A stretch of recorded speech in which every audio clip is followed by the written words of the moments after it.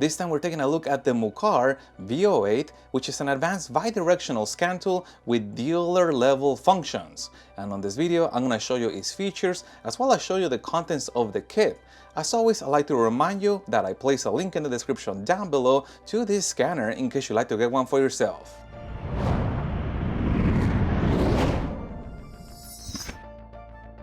And the scanner features a fairly large 8-inch touch display, and the case has a combination of hard plastic, but the outer portion is rubberized, so there is some nice bumper stops on here, which is going to be good for drop protection. And on top of the scanner, we have the power button, and it's a fairly good size, especially when you're working with gloves. You want to have a nice large button on there, and also there is a dust cover. Underneath that dust cover, we get a full-size USB port, and we get a USB-C port. Moving to the back of the unit, we get additional rubberization on the edges of the tool, and that is great because that allows you to get a nice grip when you're holding onto the tool. But also you'll notice that there is an integrated camera for taking pictures or video, and also an integrated kickstand. Now this stand right here is made out of metal, and you can actually open up all the way like this in case you wanted to rest your tool in this orientation. And the first way to diagnose a vehicle is to go inside of the scan diagnostic option. And here we are given the choice to select the vehicle make from this particular list, and you can see those different options on there. Or we can go into that Vin Scan option, and we can have the scanner connect to the internet to detect that VIN number and confirm it with the internet. We can use the camera to scan the VIN, or we can manually enter the VIN. Well, let's also take a look at vehicle coverage. I'm going to go back to all, and I'm going to scroll down this list. That way you can see if the vehicle make that you are interested in diagnosing is supported by the scanner.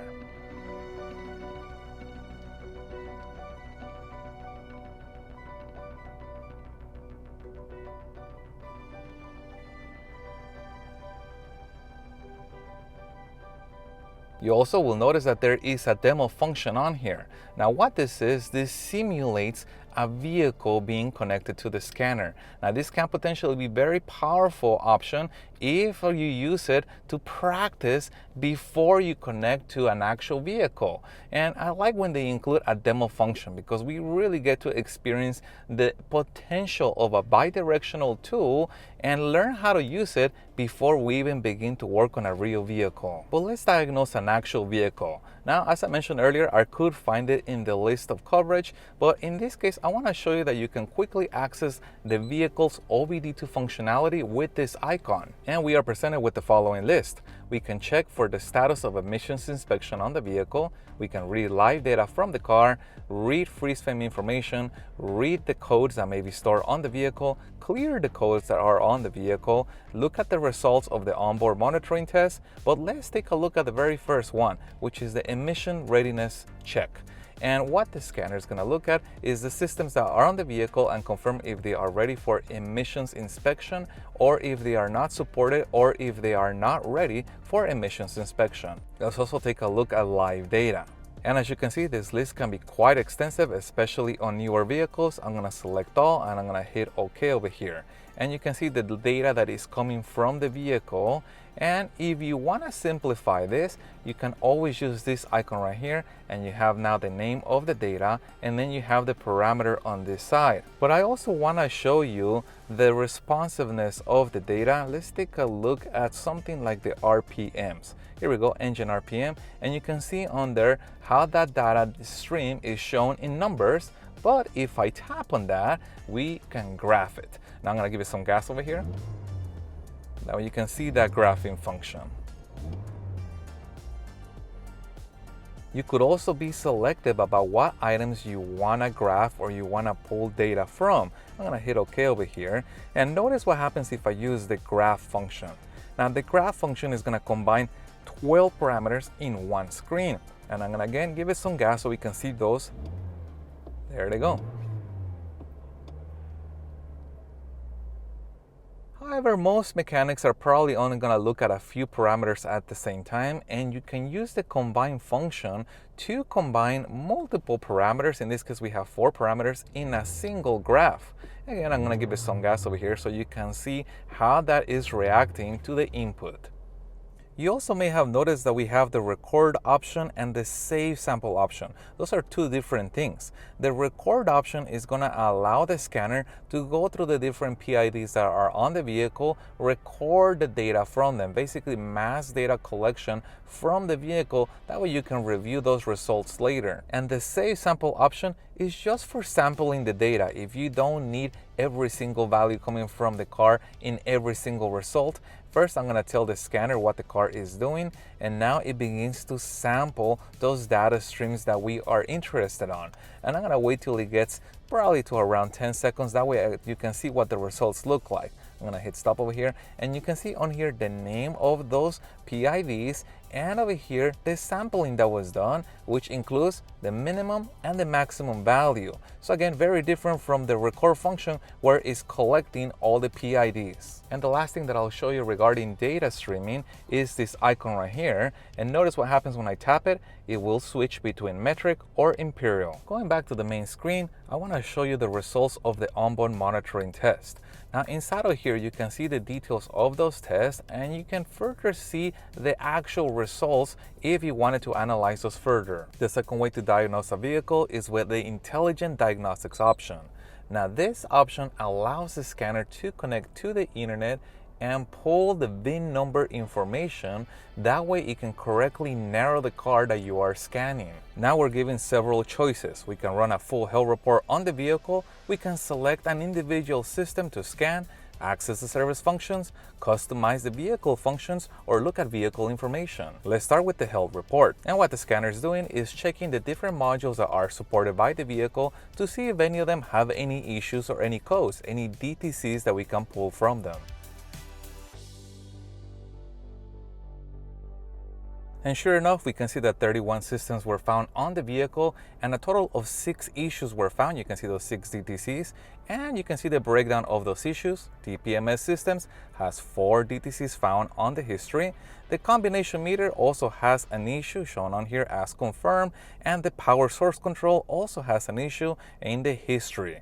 You can see that the other systems checked out okay. Now at this point, we can also do a couple things. We can choose to rescan the vehicle, or we can choose to clear all the DTCs or to create a report out of them. We can also go into the actual module with this little arrow. For example, I'm going to go inside of TPMS. And as you can see, we can read the codes again, clear the codes, read data coming from that module, or look at the different service functions that are available for it. And if we did not need a full health report, we can go into system selection and we can select the individual system that we are curious about. This is what is found under powertrain control.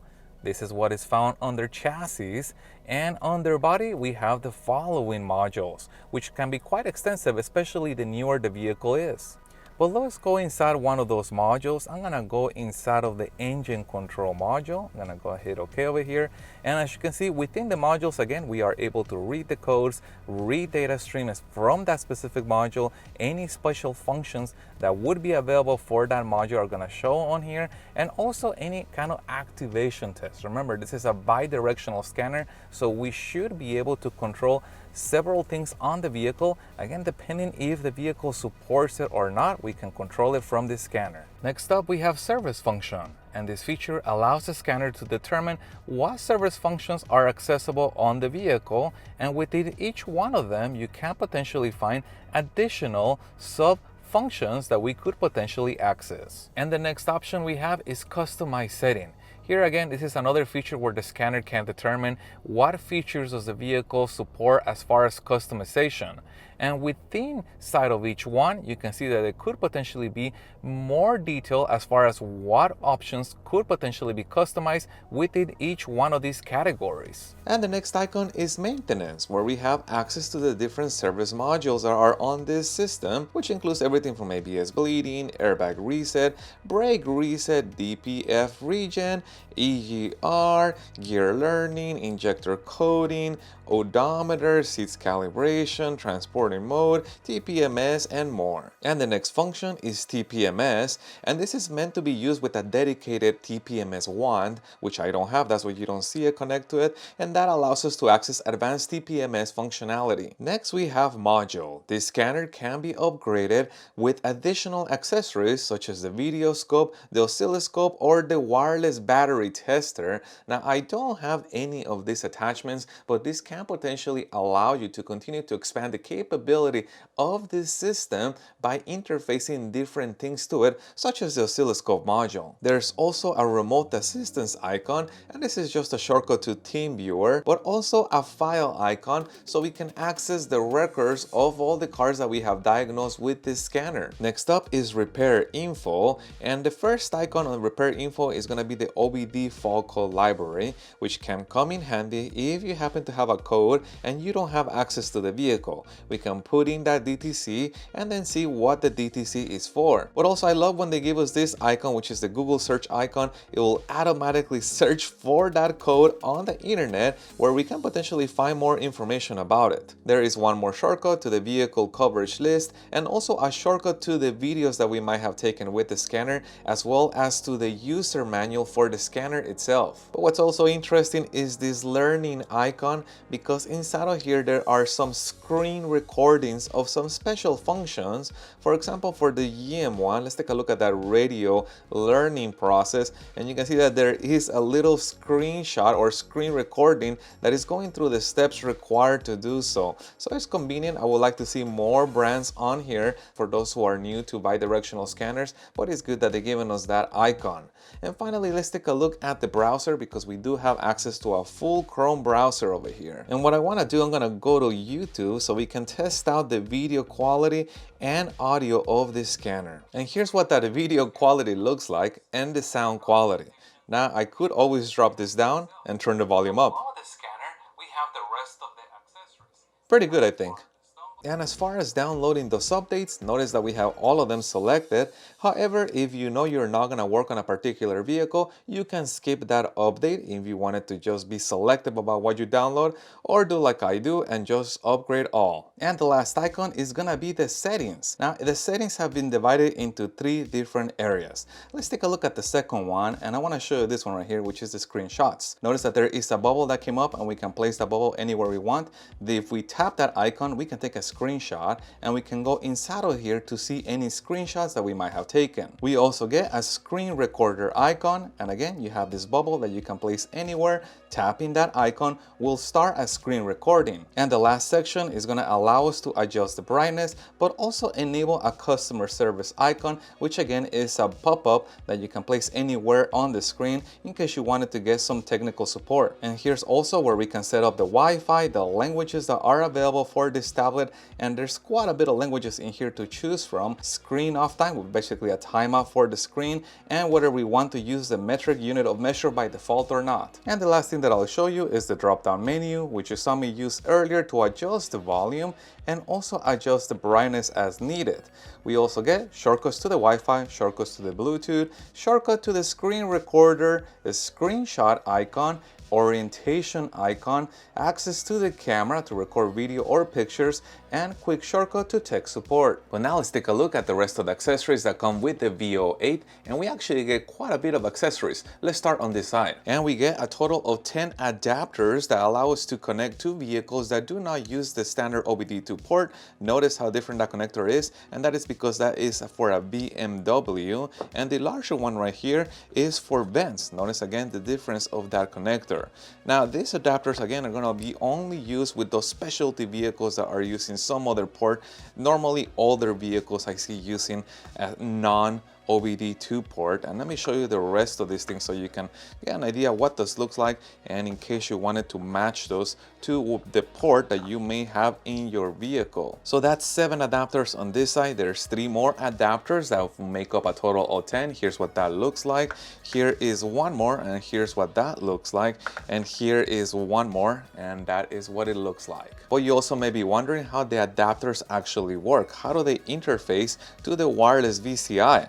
Well, for that they have included this cable right here. So here is the adapter, in this case BMW, that is going to go into here, and it's going to lock into place. Now the other end, here's where I can plug in the wireless VCI. So this is a convenient setup because it is still allows us to connect to vehicles that do not use a standard OBD2 port, but we still retain the wireless capability. But you also may have noticed that there is this DC input jack, and what this is used for, this is used to apply power, because some of those connectors that are not OBD2 require power to be injected into them for them to work. So they have included this cable, and notice I plugged into here, and the other end typically goes to the car's battery, allowing us to apply power to connectors that require it, because again they are non-OBD2 connectors. And in addition to the alligator clips, they have also included an alternative way of powering that, and that is with the cigarette lighter adapter plug, which again plugs in the same manner in case we needed power. And we also get an OBD2 extension cable.